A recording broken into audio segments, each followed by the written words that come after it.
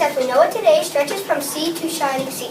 A map of the country shows different states, bodies of water like the Mississippi River and the Great Salt Lake, and amazing places like the Rocky Mountains and the Grand Canyon. But let's step back in time more than 200 years. The country was still young, but it was growing. In 1803, the western border of the United States was the Mississippi River. In that same year, President Thomas Jefferson doubled the size of that country. He bought what was known as the Louisiana Territory from France.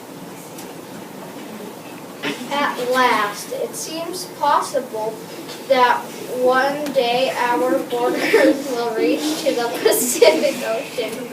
We will be able to trade with the Far East. All this land, all these possible.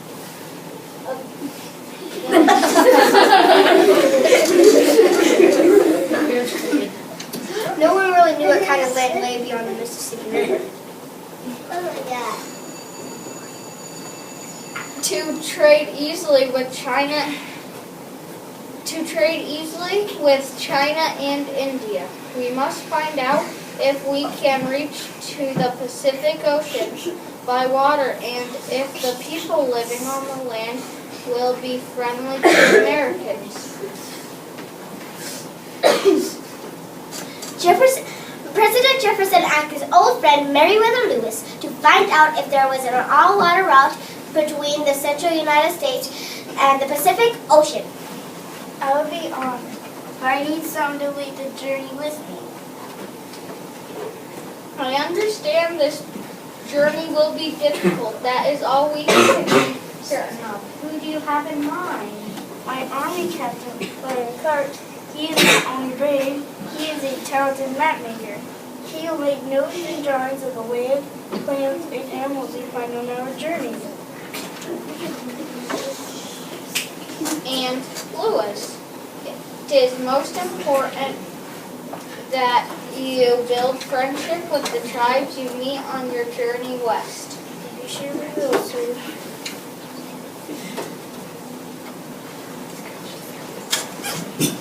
Lewis and Clark hired 13 men to join their group.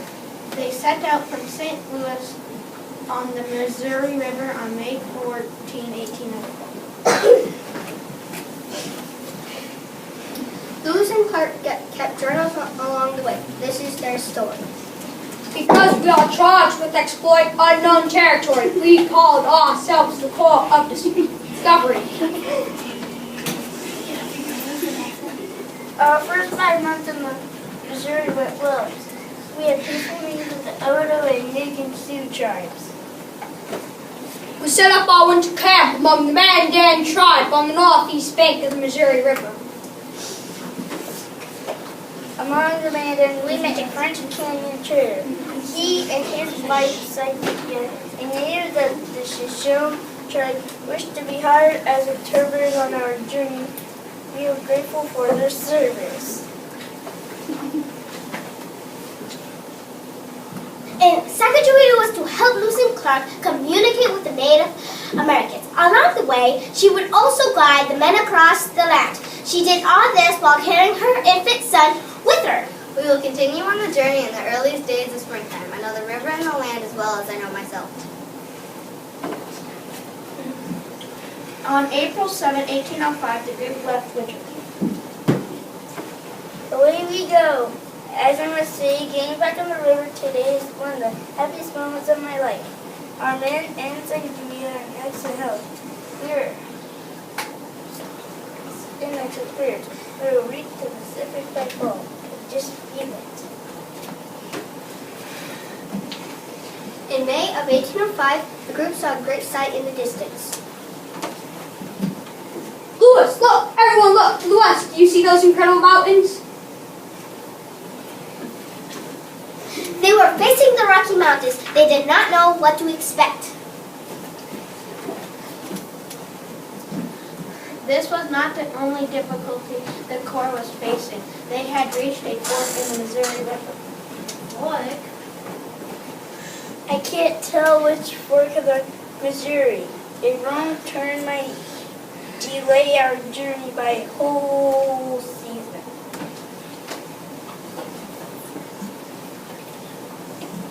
We must cross the Great Falls before we reach the mountains. Whichever direction leads to the falls would be the correct way. Clear water usually comes from the mountains, so I suspect the clear flowing fork of the river is the way. Just to be sure, let's explore each route. We'll split up, keep your ears open for the Great Falls. If they are as great as their name, the noise from the waterfall should be quite loud. Clark's troop went one way, Lewis's the other. Soon Lewis heard a noise. I hear the roaring of the water. The spray rises like smoke in the air. This must be the Great Falls. This is a route! A messenger sent off to let Clark know that the falls were found.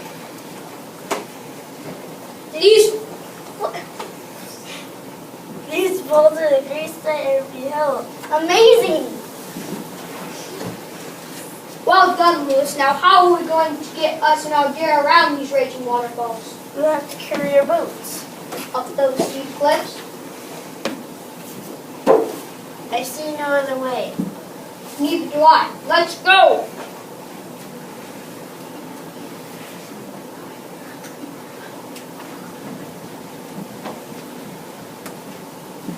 The journey was hard in their journals. Lewis and Clark wrote of crossing the falls. There are great numbers of dangerous places. The men are weary, hailing the boats up sharp rocks and around slippery slopes. There are rattlesnakes everywhere. At one point, we had to take shelter from a strong storm. Rain and hail made it impossible to go on, while in their shelter a great torrent of water rushed toward us. We escaped but lost some of our gear.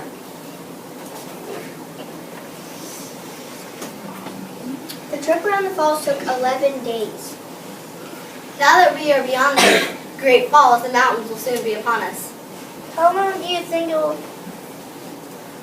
take to get past these mountains? 2 days? 3 days? No, the range is much larger than you can imagine. It will take many, many days. Our team cannot carry gear up and down those steep slopes again, like we did at the falls. Not for such a long journey to have any hope of crossing the mountains successfully. We will need horses. Horses!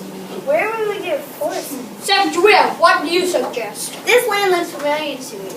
I'm quite sure this land of my own people. This is shown. They have horses. We may be able to trade with them for the horses we need. I hope so. If we cannot get horses, we cannot cross the mountains, and our journey will be in danger of ending too soon. We cannot go back to Washington in the Pacific Ocean. We won't. No, we will trade goods for horses. It's as simple as that.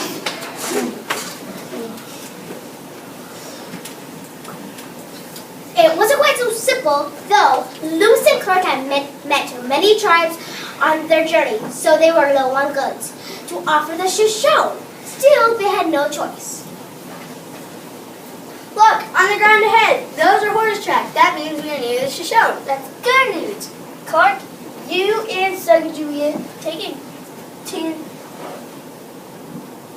a group to look along the river for the Shoshone. I'll take a team to look on land.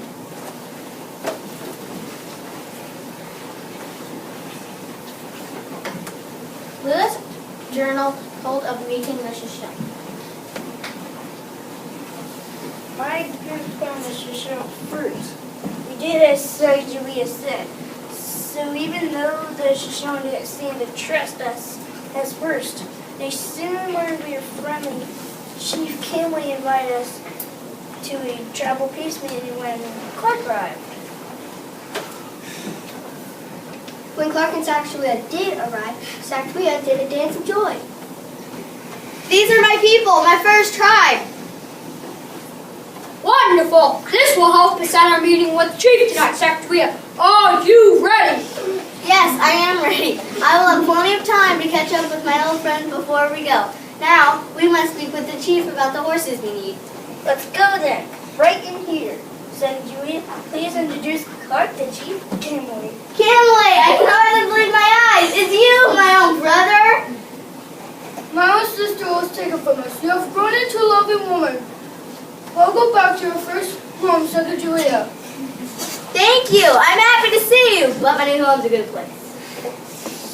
Has your young child treated you well, Sacagawea? Are you happy? Yes, brother, I am happy. I have a husband and son, and I've been helping these captains, Lewis and Clark, on the journey to the ocean. I'm amazed that you've grown into such a leader. Now let's discuss the business that you went. Now that you wish to discuss, what is it that you need from our tribe? We need horses, but I'm afraid we don't have much to offer in return. We will trade what we have. I can also promise that American traders will be back this way in the future. They will supply you with what you wish. Then it's settled, but know that crossing the mountains will be very challenging, even with horses. The land is harsh and there's little food, but once you are past the mountains, you will just be 3 rivers journey from the ocean. Thank you, brother. This tribe has been very kind. It took the group 3 weeks to cross the Rockies. The trip was difficult. The horses were always in danger of slipping down the steep mountains. When it wasn't snowing, it was raining. The group couldn't find game to hunt. They shot and hunt. The group couldn't find game to hunt. They shot and ate some of their coats. Once past the Rockies, the course was easier up to this point. The car of Discovery had rowed against the stream, but past the mountains, the river flowed west toward the ocean. The Corps of Discovery traveled 3 rivers. The last one brought them to the Pacific Ocean. The men's journals tell of reaching their goal.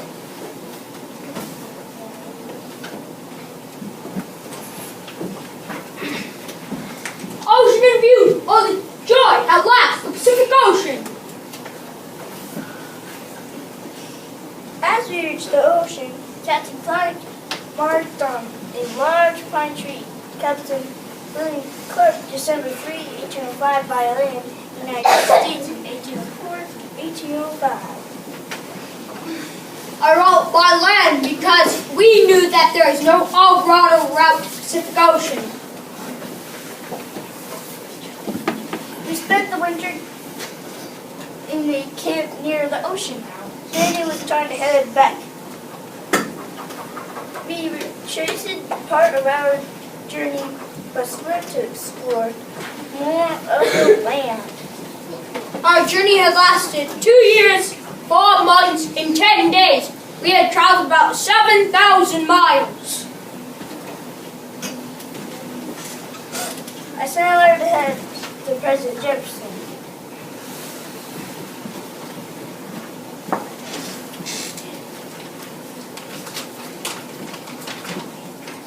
It is with all. It was with pleasure that I announce you to the safe arrival of my party today. We have crossed the continent of North America to the Pacific Ocean. We discovered the most practical route that sends us across the country. Clark and I see this route as being good for trade. Lewis and Clark have entirely fulfilled my expectations. The world will always admire their accomplishments. Lewis and Clark proved that there is no all-water route to the Pacific, but they showed that such a journey is possible between water and land. They opened the way for trade, they mapped the western frontier, they found 122 animals and 178 plants that Americans have not known about. They inspired others to follow. In the end, the incredible journey of the Corps of Discovery held shape of a country that would now indeed reach from sea to shining sea. The end.